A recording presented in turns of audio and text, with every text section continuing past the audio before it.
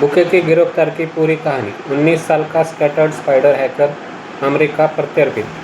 कुख्यात scattered spider cyber crime syndicate से जुड़े एक 19 वर्षीय हैकर को अमेरिका प्रत्यर्पित कर दिया गया है।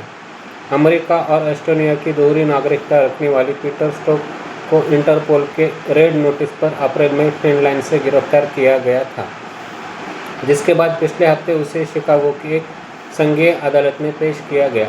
अदालत में खुली आपराधिक शिकायत के अनुसार स्टोक्स पर एक लग्जरी ज्वेलरी रिटेलर को निशाना बनाकर 80 लाख की क्रिप्टोकरेंसी फिरौती वसूलने की एक बड़ी लेकिन अंततः नाकाम साजिश रचने का आरोप है।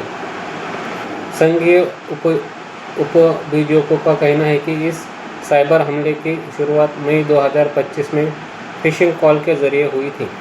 स्टोक्स और उसके साथियों ने कथित तौर पर ज्वेलरी कंपनी के IT हेल्प डेस्क पर फ़ोन किया और खुद को कंपनी का कर्मचारी बताकर पासवर्ड रीसेट करने का अनुरोध किया। महज 2 घंटे के भीतर हैकर्स ने 3 क्रेडेंशियल हैक कर लिए। इनमें से 2 अकाउंट IT एडमिनिस्ट्रेटर के थे, जिससे घुसपैठियों को कंपनी के आंतरिक नेटवर्क में गहराई तक जाने के लिए हाई प्रिविलेज एक्सेस मिल गया। कुछ दिनों बाद हैकर्स ने कंपनी के ही एक हैक किए गए ईमेल अकाउंट से धमकी भरा संदेश भेजा, जिसमें ग्राहकों को पेमेंट और क्रेडिट कार्ड की जानकारी लीक करने की धमकी दी गई थी। बाद में उन्होंने 80 लाख की क्रिप्टो फिरौती मांगी। हालांकि रिटेलर कंपनी ने सूझबूझ दिखाते हुए हैकर्स को अपने सिस्टम से बाहर खदेड़ दिया और फिरौती देने से साफ इनकार कर दिया। भले ही जबरन वसूली की ये साजिश नाकाम रही, लेकिन इस डिजिटल घुसपैठ के कारण कंपनी को कामकाज में 20 लाख से अधिक का नुकसान उठाना पड़ा।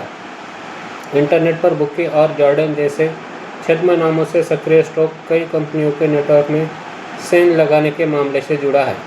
जांच तब और पुख्ता हो गई जब स्टोक से जुड़े एक स्टोरेज डिवाइस से ऐसे डेटा डाउनलोड मिले जो उस वर्चुअल प्राइवेट सर्वर VPS से जुड़े थे, जिसे माइक्रोसॉफ्ट ने साइबर हमलों के लिए चिन्हित किया था।